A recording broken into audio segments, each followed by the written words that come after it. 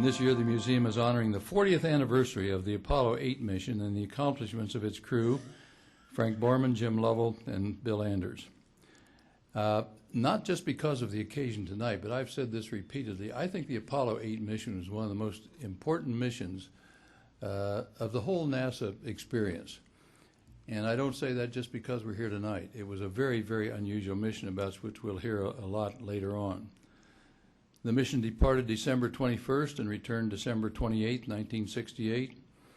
It was the first time that humans left the vicinity of Earth and traveled to another world. And I think the things that we'll hear them describe this evening will show what faith they had in the engineers and the people they were working with and the crew and the team and the equipment and everything else.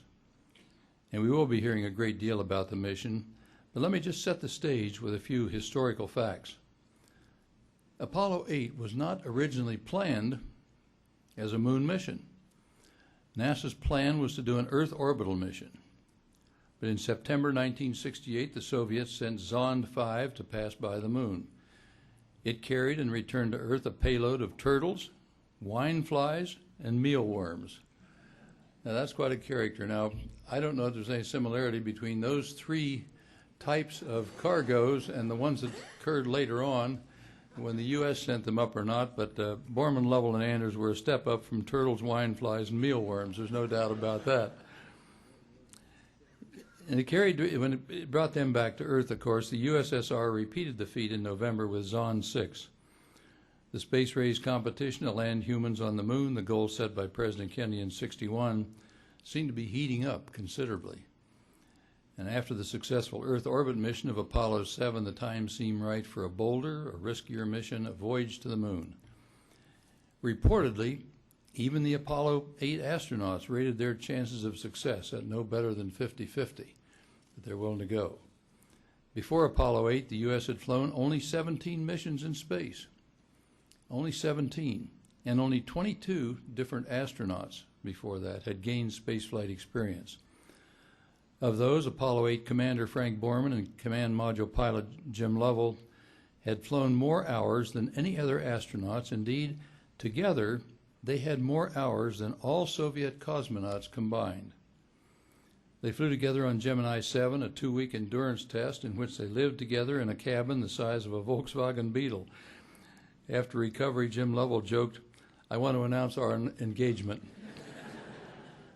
It's my understanding, too, from rumors going around that the sanitary conditions would not have passed OSHA minimums. They were ready for Apollo 8. So too was Bill Anders, William Anders, making his very first flight. He graduated with the Naval Academy, an experienced pilot, recipient of a master's degree in nuclear engineering. He served as lunar module pilot for the mission. Unfortunately for him, the mission did not carry a lunar module. Engineering problems had delayed its availability. But in this next statement, it may be a little bit controversial to some of the crew beside Bill Anders, but as Apollo 8 orbited the moon, Bill had to be content with making one of the most historic photographs of the 20th century, the incomparable image of the Earth rising over the lunar surface. There'll be a little contention on that, perhaps. The public build-up to Apollo 8 was tremendous. A worldwide audience anticipated the mission.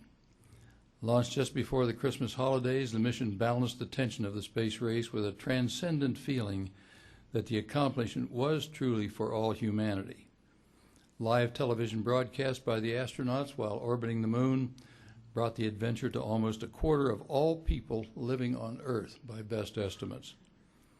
And the very memorable Christmas Eve scripture reading is something that none of us that heard that at that time, including many of you here, will ever forget.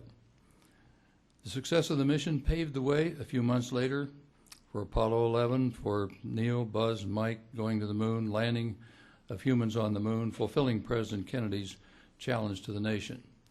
So it's really my pleasure not only to be here tonight, but to look forward to hearing some of the recounting of what happened on Apollo 8. And it's my pleasure to welcome the Apollo 8 astronauts and Dr. Martin Collins, curator in the museum's Division of Space History. Gentlemen, welcome. Thank you.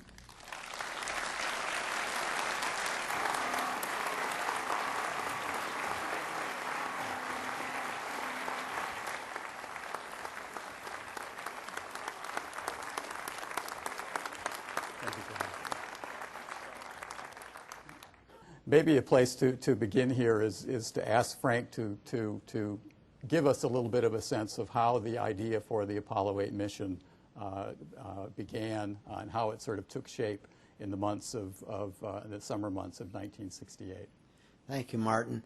And thank you all for being here, and John, for your generous introduction. We were assigned to the excuse me, third Apollo mission. Was supposed to have been a long duration, relatively long durations, exercising the lunar module and command module in Earth orbit out to 8,000 miles. And then in December, while we were out at Downey, California, going through the systems with the spacecraft, I got a call from Deke Slayton, our boss, who said, "Come back. We've had a change in plans."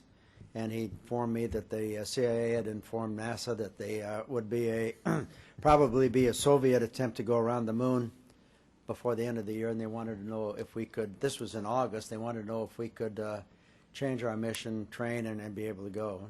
I immediately said yes, because I knew that Bill and Jim would have, were dying for the chance to do this, and then we came back, and you've had the outline of what happened after that. But interestingly enough, the saga of Apollo 8 really should begin, or the Apollo program should begin with a fire in January of 1967. It killed 3 astronauts, threw the whole program into disarray.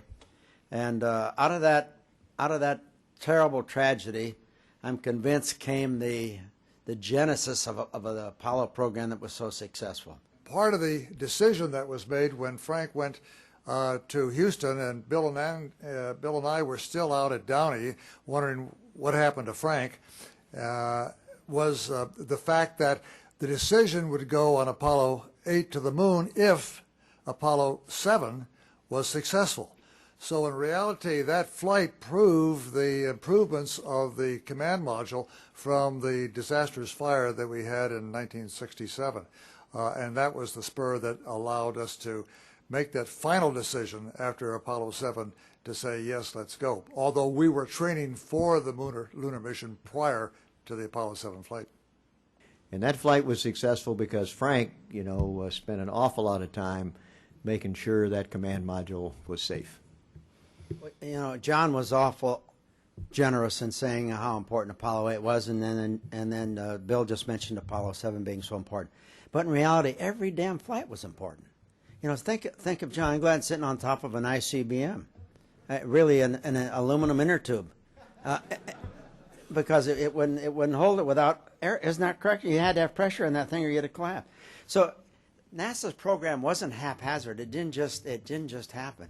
It was planned every step of the way, and it was remarkable that it worked. I honestly believe that God was shining on us from the very beginning. We had to start learning the lunar surface of the moon's topography to see the various craters, and this was sort of interesting because we brought in people who were familiar with that to teach us some of the initial points, because the mission of Apollo 8 was really to check the navigation and to check for suitable landing spots, the flat areas, the mare, or the sea, that would give the people who would attempt the first landing the greatest chance of survival.